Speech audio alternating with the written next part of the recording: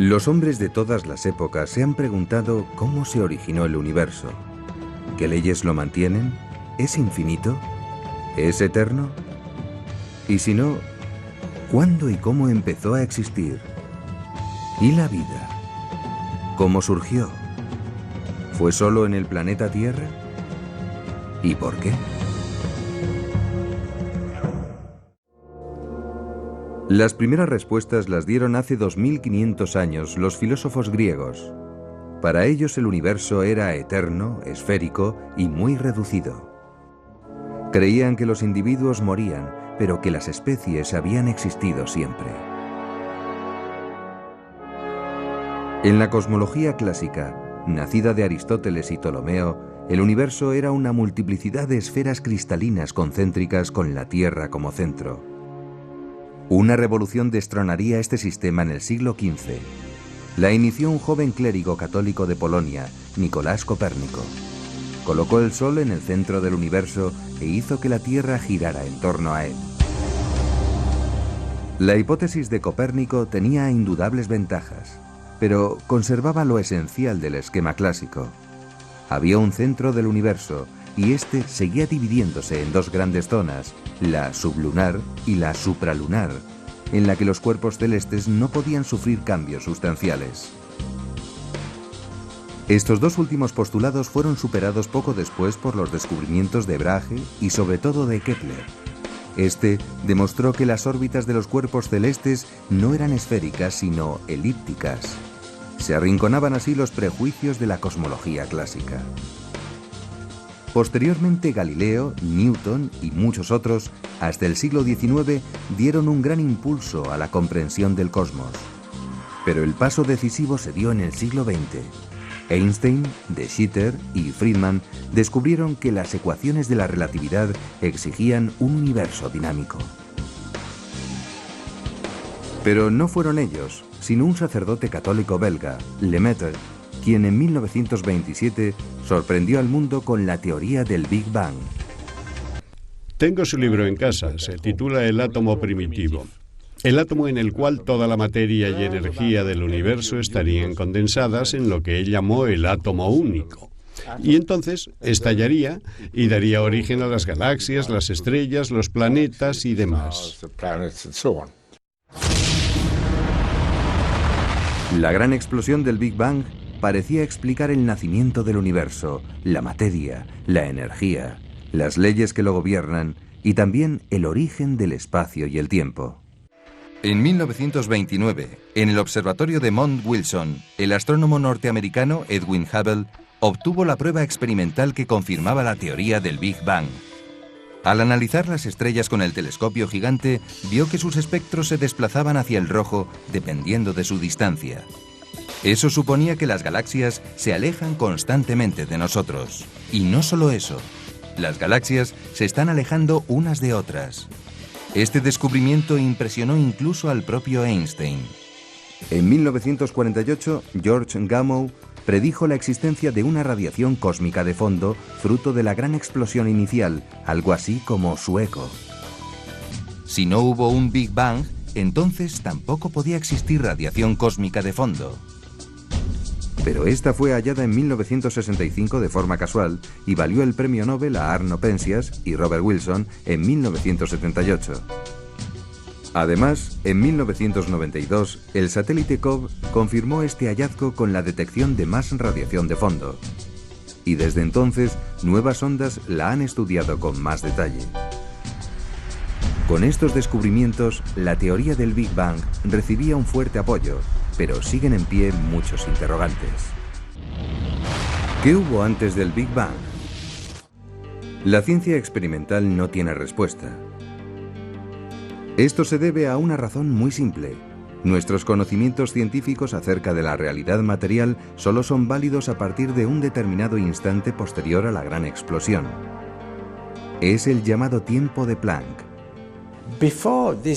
Antes de ese tiempo de Planck, pudo haber existido un universo con más dimensiones, incluidas más dimensiones que podríamos llamar en cierto sentido dimensiones temporales.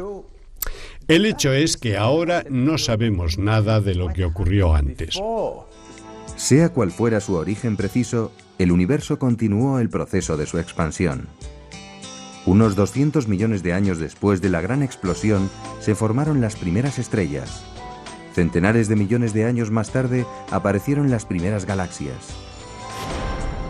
Unos 7.000 millones de años después de la gran explosión, la desaceleración que sufría el universo cambió de signo. Fue entonces cuando empezó a expandirse de un modo acelerado.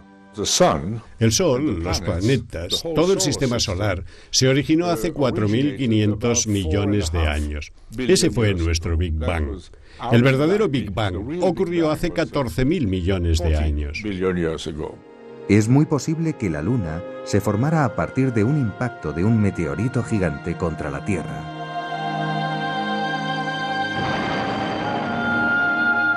Lo que sigue siendo un verdadero enigma es cómo se originó la vida en nuestro planeta. Hay quienes opinan que la vida surge a partir de la combinación natural de los elementos químicos.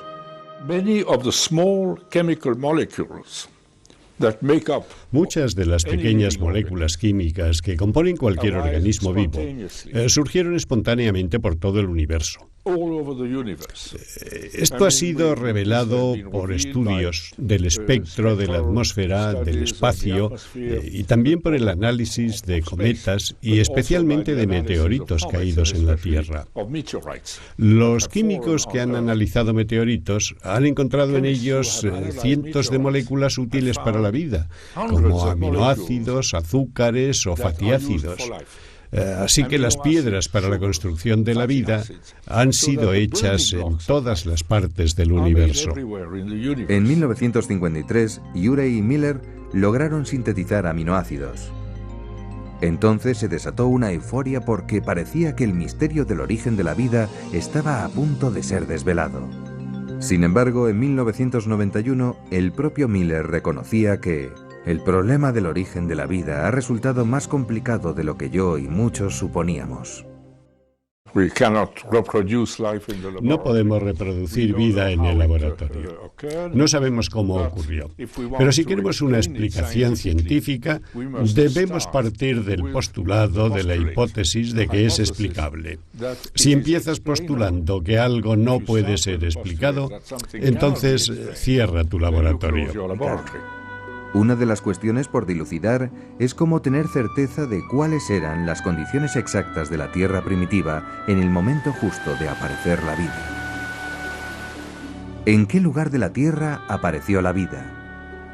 Como escenarios posibles se han propuesto el océano, una laguna, un charco, una dorsal oceánica, fuentes termales o el hielo de los polos. El examen de la bacteria más elemental muestra una extraordinaria complejidad.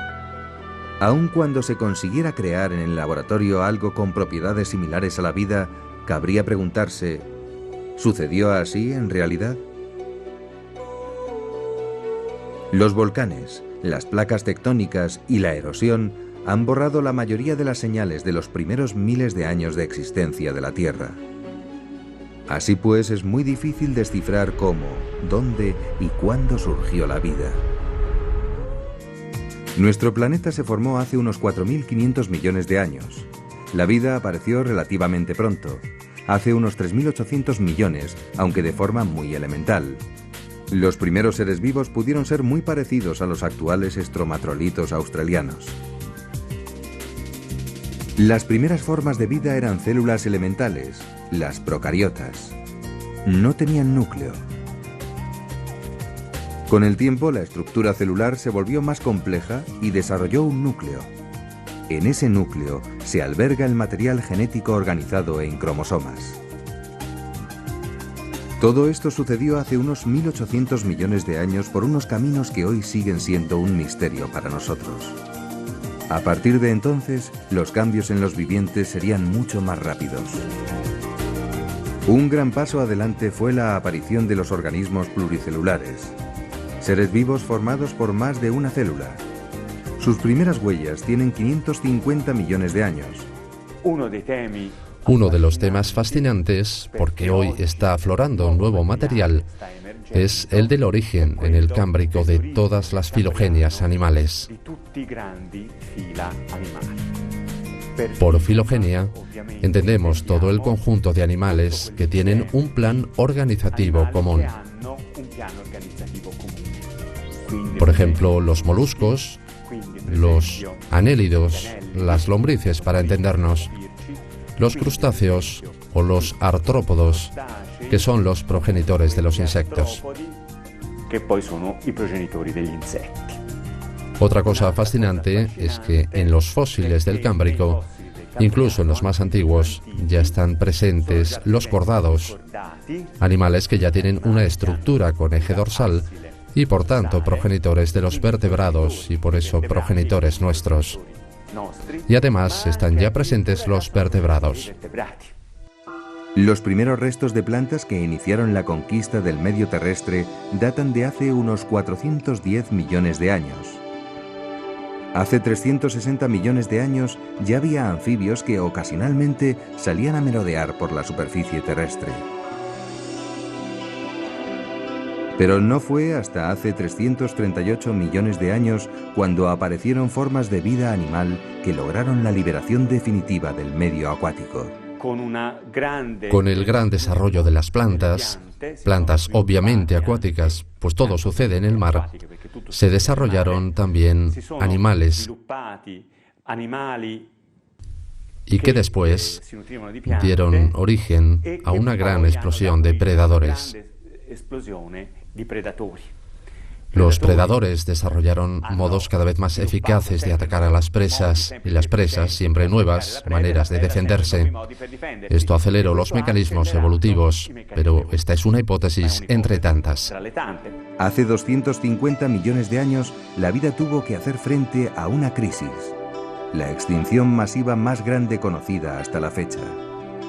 Supuso el final de más del 90% de las especies existentes. No se conocen las causas, pero es probable que se debiera a un cúmulo de catástrofes cercanas en el tiempo. La recuperación de la vida vino marcada por la eclosión de los reptiles. Es la era en la que dominan los dinosaurios.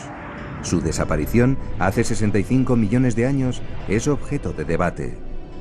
Se suele asociar al impacto de un meteorito en un lugar de México. Los beneficiados de la extinción de los dinosaurios fueron los mamíferos. Colonizaron casi todo el medio terrestre y también algunas zonas del acuático. Resulta de especial interés para nuestra historia biológica la aparición de los primates. En su seno se formaría la superfamilia Hominoidea, el género biológico del que formamos parte los humanos. La aparición del hombre. Un ser cuya inteligencia prodigiosa le lleva a interrogarse por su destino y por el sentido del sufrimiento. ¿Cuál fue el origen del universo y de la vida? ¿Somos solo el resultado de una cadena de causas naturales?